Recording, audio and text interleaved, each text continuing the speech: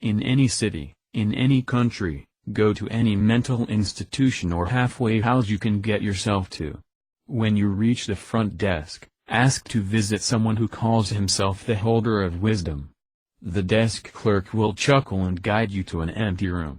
They will hand you a key and tell you to wait some time in the room until you hear a bell ring. When it rings, you have to lock the door through which you entered, wait until a second ring, and unlock it.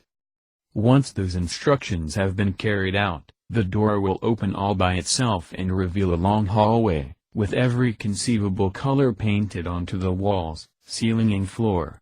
Follow the hallway until you hear a little girl singing. Stop, close your eyes, and stay where you are until the girl finishes the song. If you fail to remain perfectly still, run. Run back to the door through which you came, as fast as you can. Jump through the window of the room where you waited earlier, and you might live. Should you be unable to reach the window in time, you will be dragged back into the hallway by something that is definitely not a little girl.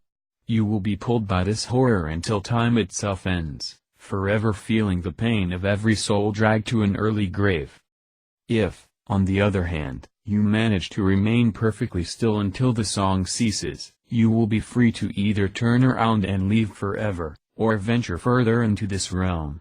If you prefer the latter course of action, walk deeper into the hallway until you reach a human-shaped door. Open it with the same key that was given to you earlier, step inside, and close the door behind you. In the middle of the room, you will see a desk with a bright candle. Behind the desk is a man, whose face isn't visible behind the shine of the candle. Approach, but always keep the flame between you and the man's face, for if you witness what he looks like, your gaze will be fixed on his until your own hands have removed every inch of skin from your bones. Stop when you are 5 steps away from the desk. The man will raise his hand and gesture you to come closer, but do not step any further than this. Close your eyes and ask him one question, who will bring them back together. You will hear the man rise from his chair and begin to pray in a language that you will not understand. After 2 minutes, you will hear a name. If you hear Anubis, then you had best utter your own prayers in the short time you will have to do so.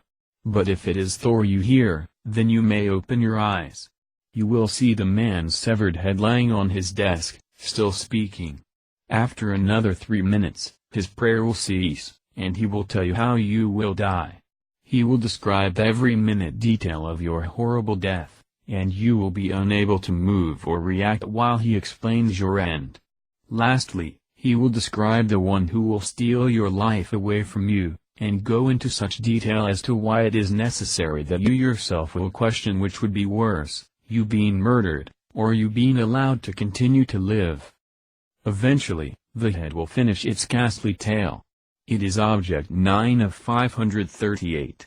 It is up to you what you do with the knowledge of your death, for now, it is inevitable.